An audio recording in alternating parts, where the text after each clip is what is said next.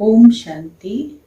बाबा कहते बच्चे, मैं तुम बच्चों को आकर सुख धाम का रास्ता बताता हूँ एवं शांति धाम का रास्ता बताता हूँ, जहाँ सर्व आत्माओं को शांति की प्राप्ति होती है। और उस समय तुम बच्चे पुरुषोत्तम बनने का कार्य कर रहे हो। पुरुषोत्तम बनाने के लिए बाबा स्वयं आए हैं। 23 तारीख की वाणी है। मीठे बच्चे, तुम्हें यही चिंता रहे कि हम कैसे सबको सुखधाम का रास्ता बताएं, सबको पता पड़े कि यही पुरुषोत्तम बनने का संगम युग है। प्रश्न है, तुम बच्चे आपस में एक दो को कौन सी मुबारक देते हो?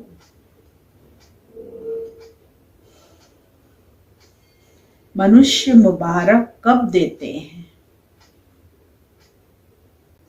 उत्तर है, मनुष्य मुबारक तब देते जब कोई जन्मता है, विजयी बनता है, या शादी कराता है, या कोई बड़ा दिन होता है, परंतु वह कोई सच्ची मुबारक नहीं। तुम बच्चे एक दो को बाप का बनने की मुबारक देते हो। तुम कहते हो कि हम कितने खुश नसीब हैं,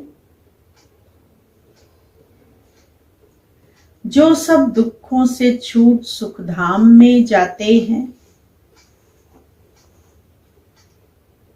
तुम्हें दिल ही दिल में खुशी होती है।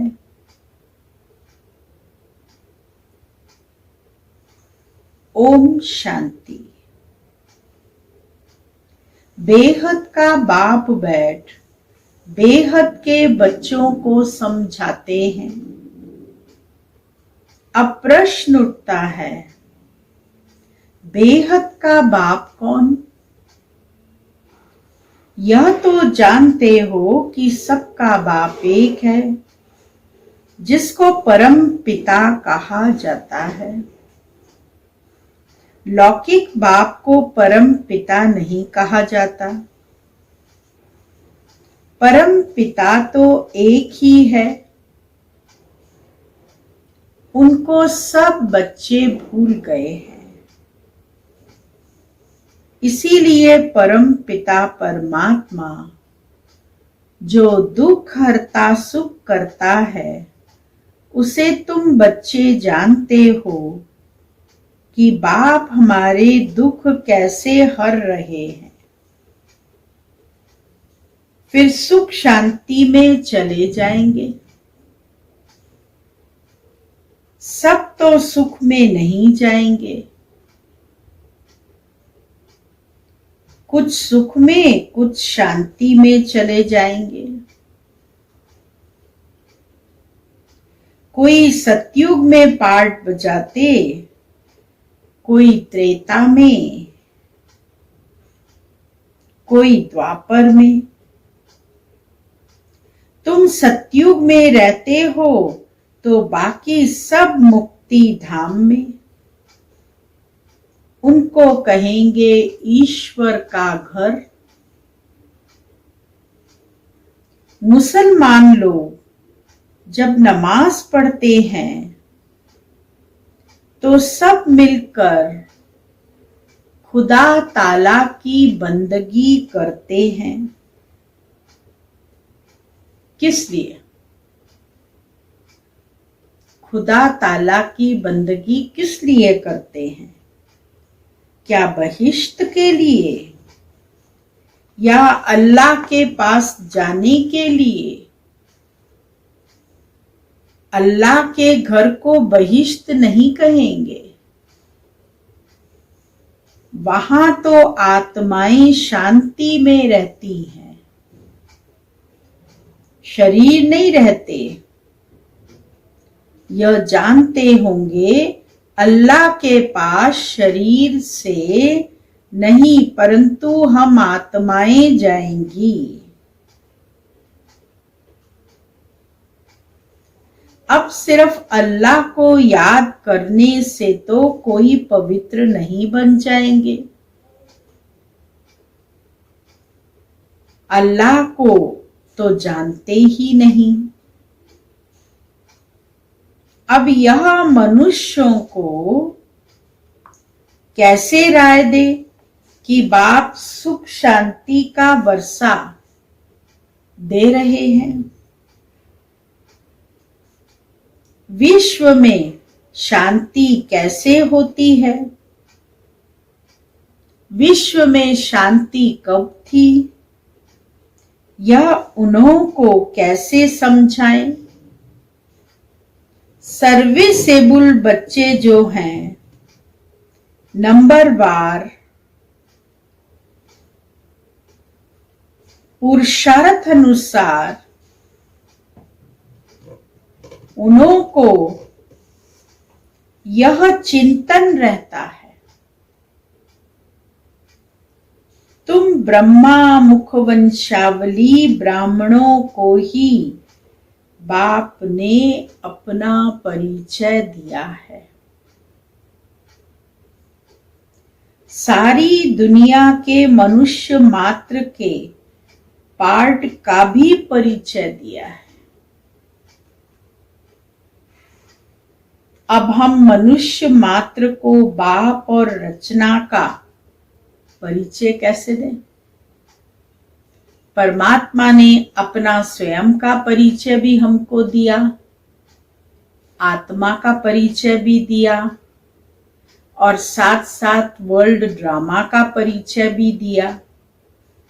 सभी आत्माएं कैसे पार्ट बजाती हैं ये भी बताया। बाप सबको कहते हैं, अपने को आत्मा समझ मुझे याद करो तो खुदा के घर चले जाएंगे। गोल्डन एज अथवा बहिश्त में सब तो जाएंगे नहीं ना। वहां तो होता ही एक धर्म है, बाकी सब शांति धाम में है। इसमें कोई नाराज होने की बात ही नहीं।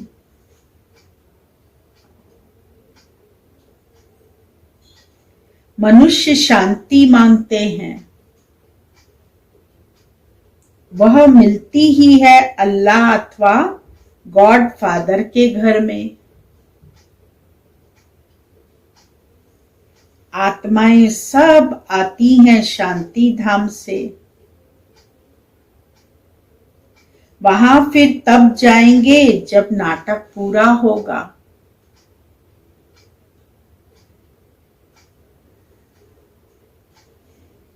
बाप आते ही हैं पतित दुनिया से सबको ले जाने के लिए। पतित दुनिया में ही बाबा आते हैं क्योंकि हमने पुकारा ही है कि हे पतित पावन आओ, आकर हमें पतित से पावन बनाओ। तो बाबा आकर के हम आत्माओं को पतित से पावन बनाकर नई दुनिया बहिश्त में ले जाते हैं। अभी तुम बच्चों की बुद्धि में है, हम शांति धाम में जाते हैं फिर सुख धाम में आएंगे। यह है पुरुषोत्तम संगम युग। पुरुषोत्तम अर्थात उत्तम से उत्तम पुरुष। जब तक आत्मा पवित्र न बने तब तक उत्तम पुरुष बन नहीं सकते। अब बाप तुमको कहते हैं मुझे याद करो और सृष्टि चक्र को जानो, और साथ में सृष्टि चक्र को भी जानो और साथ में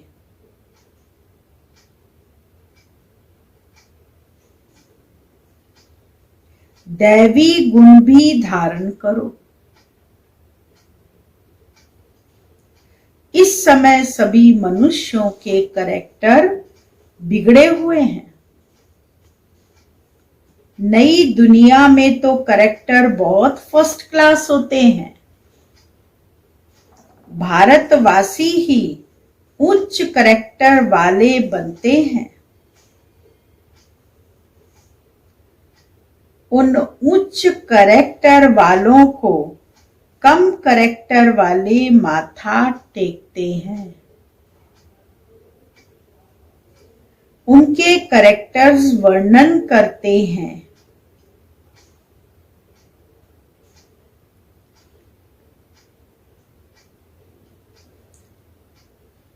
उनके कैरेक्टर्स वर्णन करते हैं। यह तुम बच्चे ही जानते हो। अब औरों को समझाएं कैसे? कौन सी सहज युक्ति रचे? यह है आत्माओं का तीसरा नेत्र खोलना। ज्ञान की जागृति लाकर तीसरा नेत्र आत्माओं का बाबा खोलते हैं। बाबा की आत्मा में ज्ञान है। मनुष्य कहते हैं मेरे में ज्ञान है। यह देह अभिमान है। इसमें तो आत्म अभिमानी बनना है। सन्यासी लोगों के पास शस्त्रों का ज्ञान है। बाप का ज्ञान तो जब बाप आकर देवे। युक्ति से समझाना है। वो लोग कृष्ण को भगवान समझ लेते हैं। भगवान को जानते ही नहीं।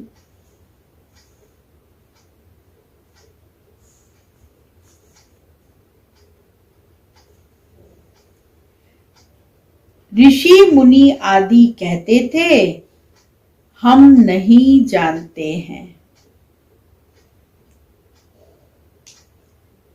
हम नहीं जानते हैं, समझते हैं मनुष्य भगवान हो नहीं सकता। निराकार भगवान ही रचता है। परंतु वह कैसे रचता है? उनका नाम, रूप, देश, काल क्या है? कह देते नाम रूप से न्यारा है। इतनी भी समझ नहीं कि नाम रूप से न्यारी वस्तु हो कैसे सकती। इम्पॉसिबल है। अगर कहते हैं पत्थर, ठिक्कर, कच्छ, मच्छ सब में है तो वह नाम रूप हो जाता है।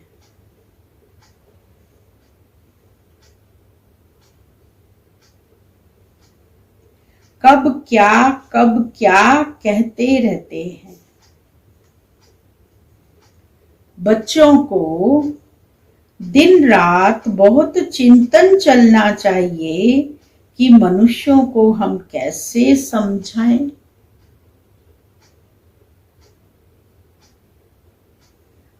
यह मनुष्य से देवता बनने का पुरुषोत्तम संगम योग है। मनुष्य देवताओं को नमन करते हैं। मनुष्य को नमन नहीं करता। मनुष्यों को भगवान अथवा देवताओं को नमन करना होता है। मुसलमान लोग भी बंदगी करते हैं, अल्लाह को याद करते हैं। तुम जानते हो वो लोग अल्लाह के पास पहुंच तो नहीं सकेंगे। मुख्य बात है अल्लाह के पास कैसे पहुंचे, फिर अल्लाह कैसे नई सृष्टि रचते हैं, यह सब बातें कैसे समझाएं। इसके लिए बच्चों को विचार सागर मंथन करना पड़े। बाप को तो विचार सागर मंथन नहीं करना है। बाप विचार सागर मंथन करने की युक्ति बच्चों को सिखलाते हैं। इस समय सब आयरन एज में तमो प्रधान है। जरूर कोई समय गोल्डन एज भी होगी। गोल्डन एज को प्योर कहा जाता है। प्योरिटी और इम्प्योरिटी, सोने में खाद डाली जाती है ना। आत्मा भी पहले प्योर सतो प्रधान है, फिर उनमें खाद पड़ती है। जब तमो प्रधान बन जाती है तब बाप को आना है।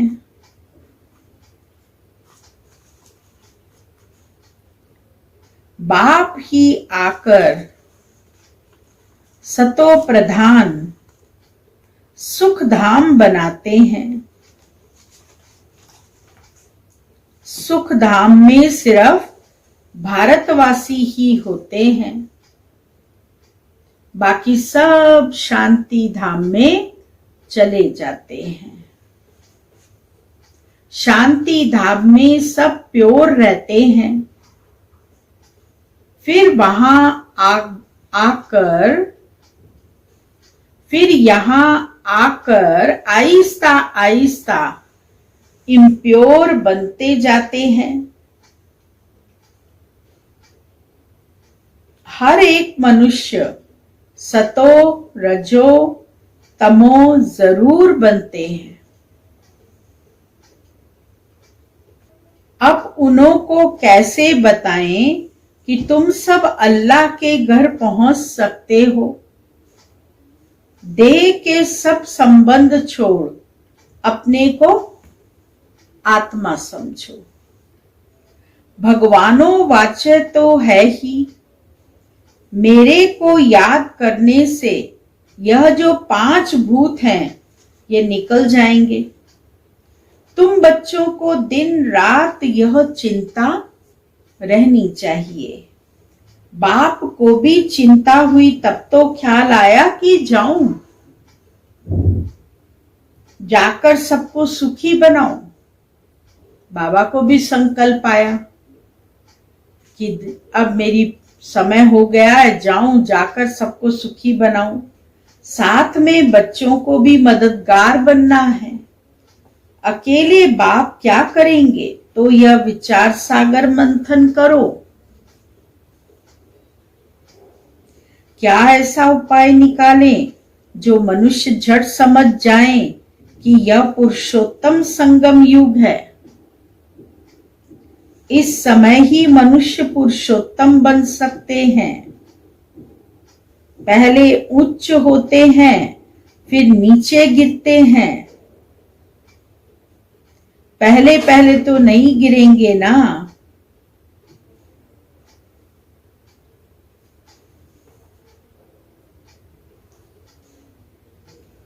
आने से ही तो तमो प्रधान नहीं होंगे।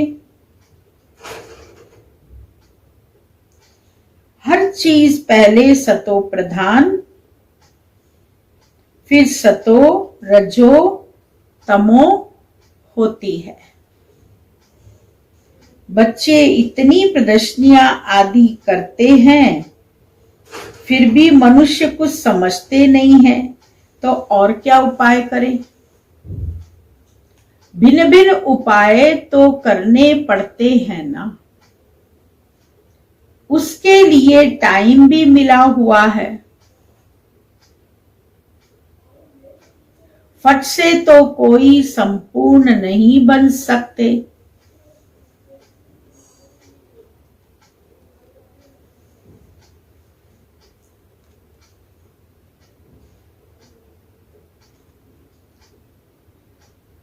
चंद्रमा थोड़ा थोड़ा करके आखिर संपूर्ण बनता है।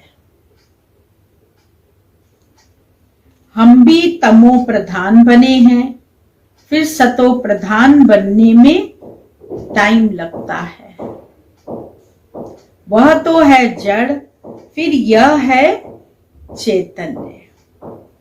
तो हम कैसे समझाएं? मुसलमानों के मौलवी को समझाएं कि तुम यह नमाज क्यों पढ़ते हो, किसकी याद में पढ़ते हो? यह विचार सागर मंथन करना है।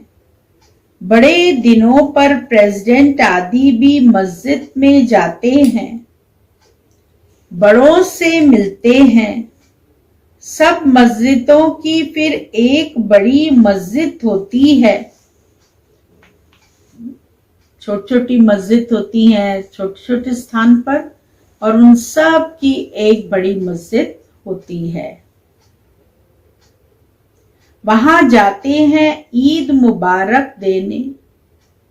अब मुबारक तो यह है जब हम सब दुखों से छूट सुख धाम में आए, तब कहा जाए मुबारक हो। हम खुशखबरी सुनाते हैं, कोई विन करते हैं तो भी मुबारक देते हैं, कोई शादी करते हैं तो भी मुबारक देते हैं। सदैव सुखी रहो।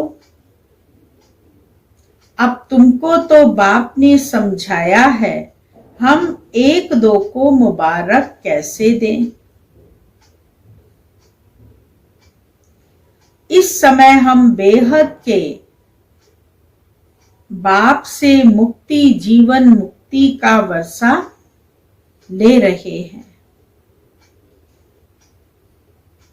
तुमको तो मुबारक मिल सकती है।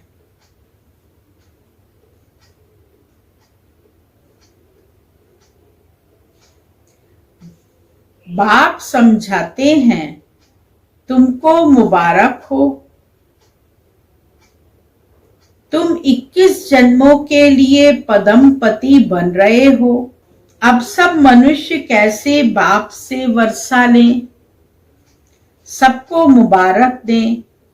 तुमको अभी पता पड़ा है, परंतु तुमको लोग मुबारक नहीं दे सकते।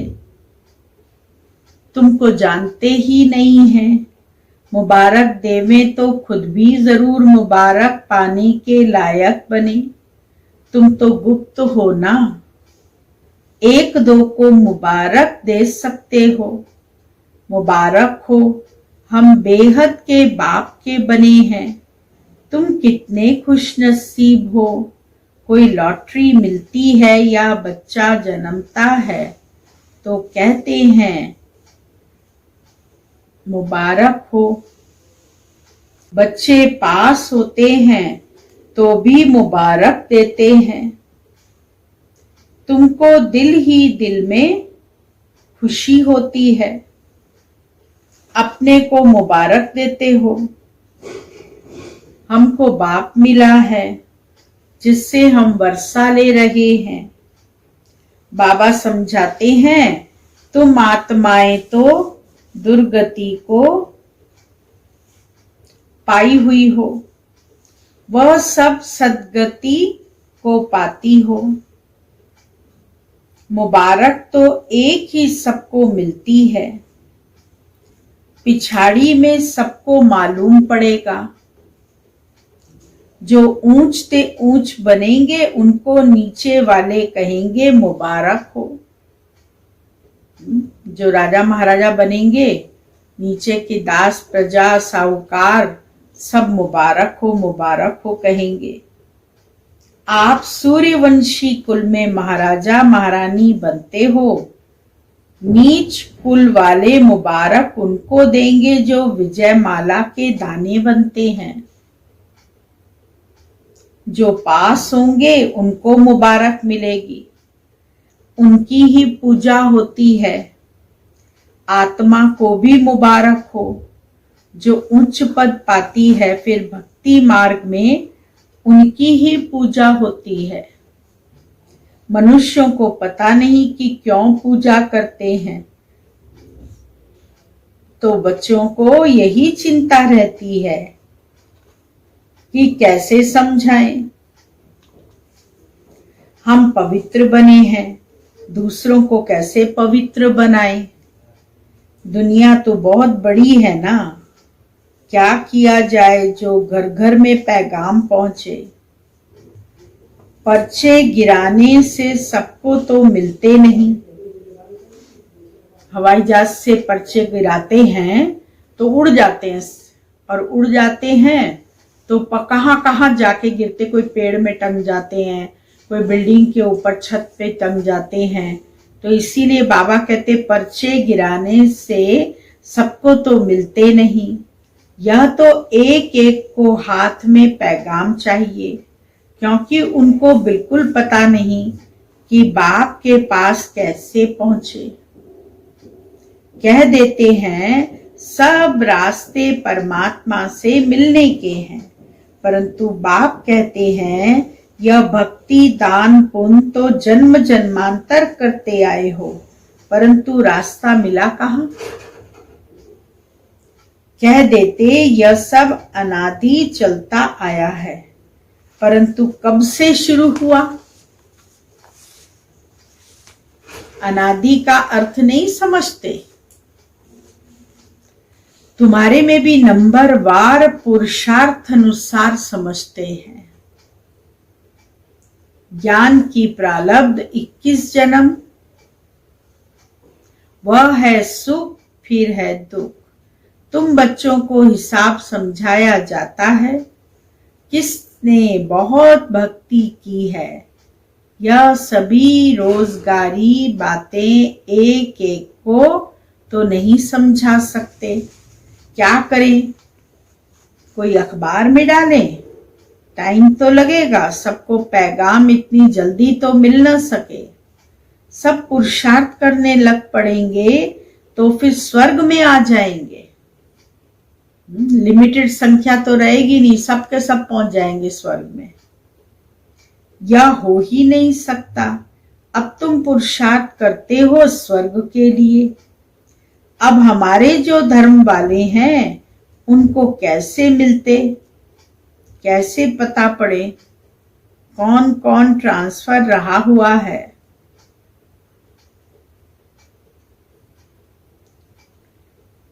कैसे पता पड़े कौन कौन ट्रांसफर हुए हैं। हिंदू धर्म वाले असल में देवी देवता धर्म के हैं, यह भी कोई नहीं जानते। पक्के हिंदू होंगे तो अपने आदि सनातन देवी देवता धर्म को मानेंगे।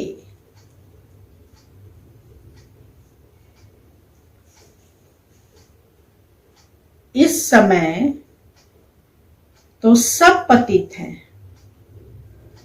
बुलाते हैं पतित पावनाओं। निराकार को ही याद करते हैं कि हमको आकर पावन दुनिया में ले चलो। इन्होंने इतना बड़ा राज्य कैसे लिया। भारत में इस समय तो कोई राजाई ही नहीं जिसको जीत कर राज्य लिया हो।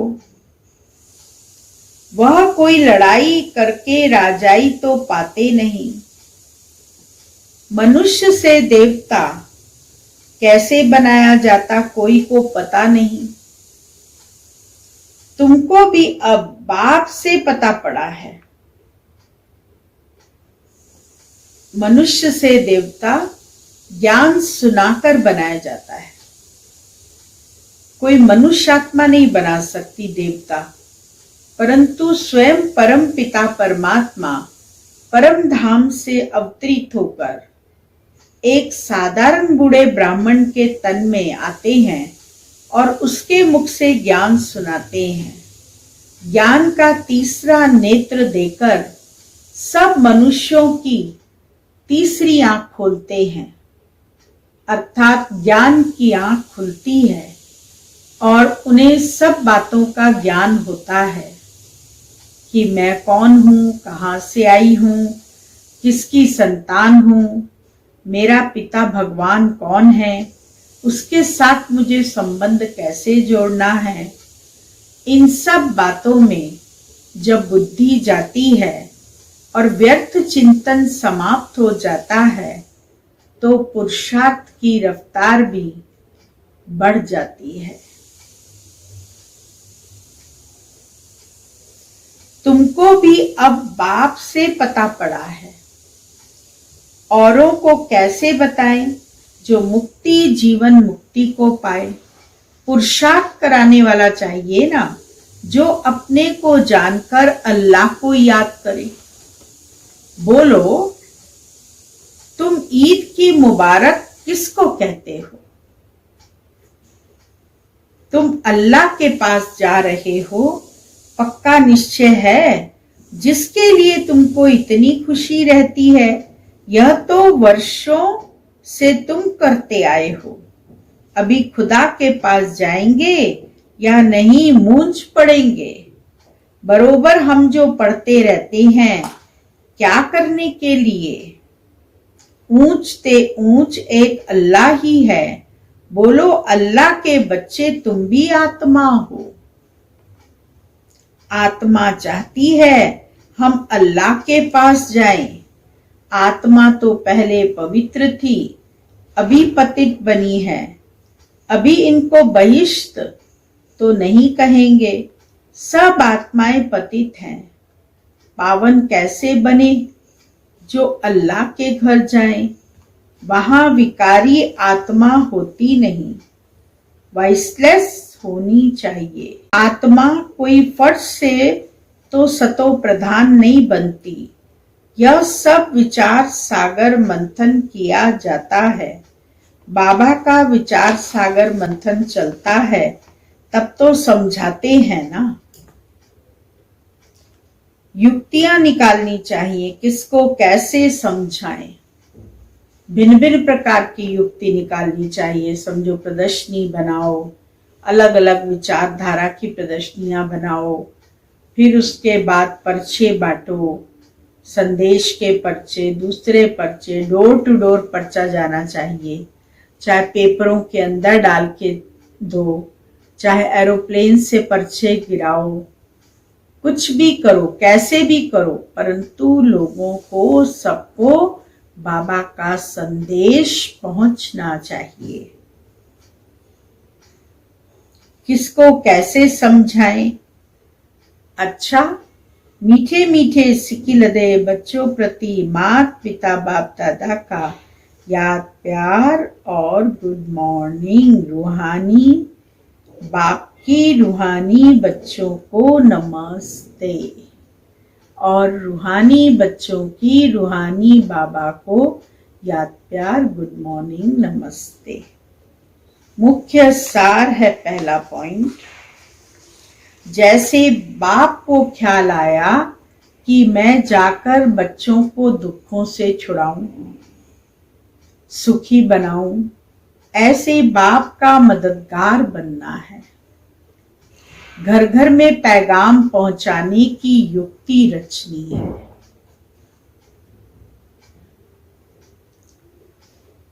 दूसरा पॉइंट है, सर्व की मुबारक के प्राप्त करने के लिए विजय माला का दाना बनने का पुरुषार्थ करना है, पूज्य बनना है। वरदान है, नम्रता और अथॉरिटी के बैलेंस द्वारा बाप को प्रत्यक्ष करने वाले विशेष सेवाधारी भव। यहाँ जहां बैलेंस होता है वहां कमाल दिखाई देती है। जब आप नम्रता और सत्यता की अथॉरिटी के बैलेंस से किसी को भी बाप का परिचय देंगे तो कमाल दिखाई देगी। इसी रूप से बाप को प्रत्यक्ष करना है। आपके बोल स्पष्ट हो, उसमें स्नेह भी हो, नम्रता भी हो और मधुरता भी हो, तो महानता और सत्यता भी हो, तब प्रत्यक्षता होगी।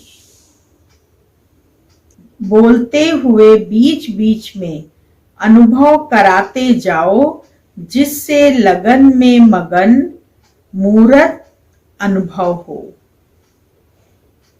ऐसे स्वरूप से सेवा करने वाले ही विशेष सेवाधारी हैं।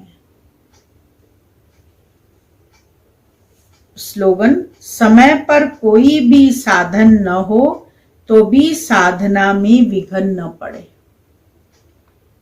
साधनों को इकट्ठा करने से कोई मतलब नहीं। जितना हम साधना में लगते हैं तो साधन भी अपने आप आते जाते हैं। ओम शांति। आज का स्वमान है: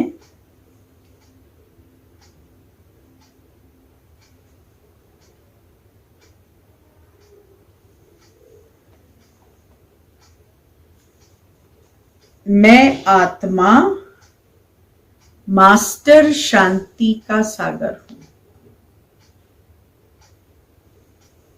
मुझ आत्मा को शांति का सागर बनना है, क्योंकि हमारा घर शांति धाम में भी शांति है, अल्लाह का घर है, और बहिष्ठ अर्थात सुख धाम में भी सुख है। शांति परम धाम में, ब्रह्मलोक में, और सुख धाम में सुख। तो परमात्मा हम आत्माओं को शांति का सागर बनाने के लिए आए हैं। तो परमात्मा सागर है, उस सागर से अंजलि ले लेकर हम अपने आप को शांत करें।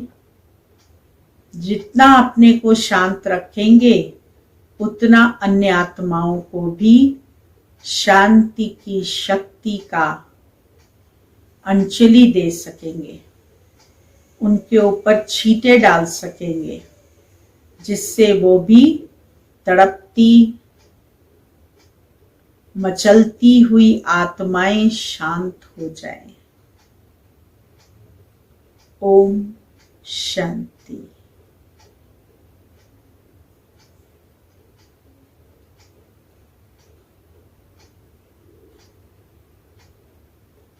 तपस्या के पॉइंट्स सुनाएंगे। आप सब ये पॉइंट्स सुन रहे हैं केवल, या फिर इनके ऊपर प्रैक्टिस भी करते हैं? इनको अगर सुनते हैं, कुछ अच्छे शब्द आते हैं, कुछ तरीके आते हैं अच्छे, तो उनको सारा दिन में प्रैक्टिस में भी लाएंगे तो भी अच्छा रहेगा। और ये मैं शांति का सागर स्वमान जो दिया है, इसको लिखना भी है और साथ साथ सारा दिन इसकी प्रैक्टिस भी करना है। केवल मुख से बोलकर नहीं, परंतु अनुभूति के साथ साथ। तपस्वी मूर्त बनने के लिए अच्छे व बुरे कर्म करने वालों के प्रभाव में नहीं आना है। घृणा वाले से स्वयं भी घृणा करना, यह भी कर्म का बंधन है। इसीलिए एक रस स्थिति तभी बनेगी जब कर्म बंधन से मुक्त होंगे। अच्छे को अच्छा समझकर साक्षी हो देखना है, तो बुरे को रहम दिल बनकर रहम की दृष्टि से परिवर्तन करने की भावना रखनी है। यही कर्म बंधन से न्यारी स्थिति है। ऐसी स्थिति बने तब तपस्या सफल हो। तपस्वी मूर्त बनने के लिए अंतर्मुखी बनकर फिर बाहर मुक्ता में आना है। इसके लिए अपने ऊपर व्यक्तिगत अटेंशन रखना है। साधारण रूप में असाधारण स्थिति का अनुभव स्वयं भी करना है और औरों को भी कराना है। असाधारण अर्थात अलौकिक हर एक अनुभव करे कि ये अल्लाह लोग हैं। जब कोई व्यक्त भाव में ज्यादा हो तब आप अपना अव्यक्त शांत स्वरूप ऐसा धारण करो जो इशारे से ही समझ जाए। किसी भी कार्य के बीच बीच में 2-4 मिनट भी अव्यक्त स्थिति में स्थित हो जाओ तो बुद्धि को रेस्ट भी मिलेगी और शक्ति भी भरेगी। प्रैक्टिस करनी है शांति की स्थिति में स्थित होने की। तपस्या द्वारा मनसा महादानी बनना है। अपनी दृष्टि, वृत्ति और स्मृति की शक्ति से शांति की अनुभूति करानी है। मनसा महादानी बनने के लिए पहले स्वयं के संकल्पों पर विजय चाहिए। जब अपने संकल्पों पर विजय होगी तब चंचल संकल्प वाले सामने आते ही थोड़े समय में शांत व अचल हो जाएंगे। बुद्धि में व मन में जरा भी डिस्टरबेंस न हो। कोई भी प्रकार का विघ्न बुद्धि को सताता न हो। रूहानी स्थिति में स्थित होने का अभ्यास हो। तपस्या अर्थात व्रत द्वारा अपनी वृत्ति को परिवर्तन करके श्रेष्ठ बनाना। तो जो भी ब्राह्मण जीवन में व्रत लिए हैं उन्हें चेक करो। जैसे पहला व्रत लिया, एक बाप दूसरा ना कोई, तुम्ही से सुनेंगे, तुम्ही से बोलेंगे, तुम्ही से बैठेंगे। दूसरा व्रत लिया, सदा आत्म अभिमानी रहेंगे। तो बार बार चेक करना है कि यह व्रत सदा कायम रहता है। जो बाप सुना रहे हैं वही बोलते हैं या व्यर्थ बोलते हैं। आत्म अभिमानी बनने का व्रत लिया है तो देह को तो नहीं देखते। व्रत स्मृति में रहेगा तो समर्थ रहेंगे। वायुमंडल का प्रभाव नहीं पड़ेगा। ओम शांति।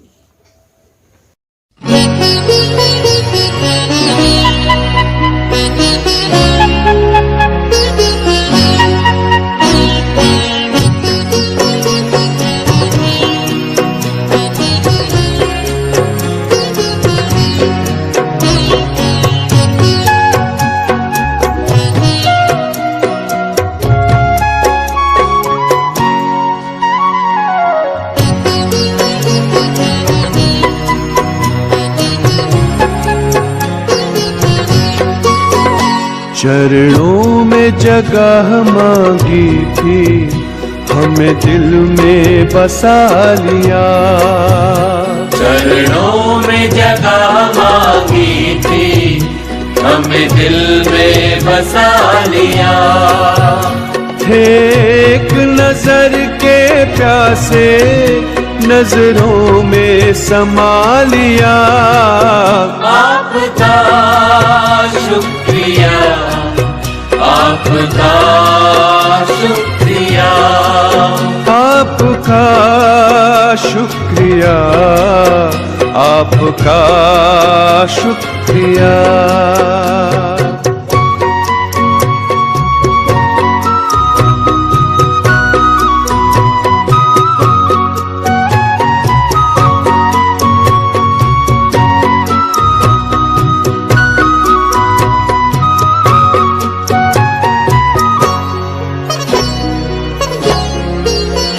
वरदान भर तुम्हारी दृष्टि से हमें बनाया त्रिकालदर्शी।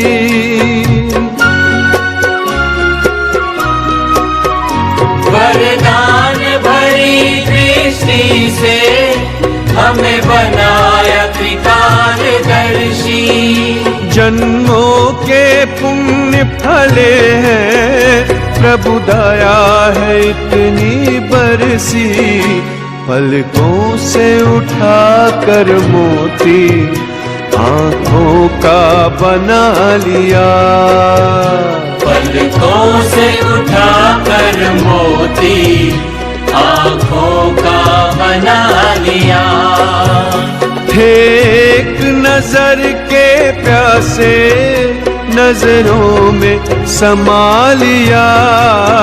आपका शुक्रिया, आपका शुक्रिया, आपका शुक्रिया, आपका शुक्रिया।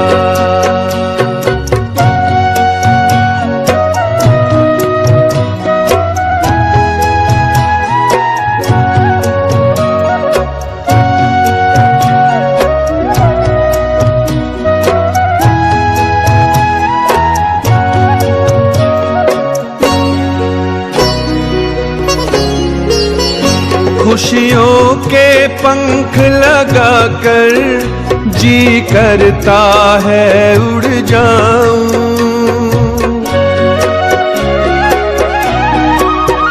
खुशियों के पंख लगाकर जी करता है उड़ जाऊं। प्रभु प्रेम के बादल बनकर हर मन की प्यास बुझाऊं। सत्कर्मों के सरगम में गुण गाना सिखा दिया। सत्कर्मों के सरगम में गुण गाना सिखा दिया। थे एक नजर के प्यासे, नजरों में समा लिया। आपका शुक्रिया, आपका शुक्रिया, आपका शुक्रिया, आपका शुक्रिया। चरणों में जगह मांगी थी, हमें दिल में बसा लिया। चरणों में जगह मांगी थी, हमें दिल में बसा लिया। थे एक नजर के प्यासे, नजरों में समा लिया। आपका शुक्रिया, आपका शुक्रिया, आपका शुक्रिया, आपका शुक्रिया, आपका आपका शुक्रिया, शुक्रिया, आपका आपका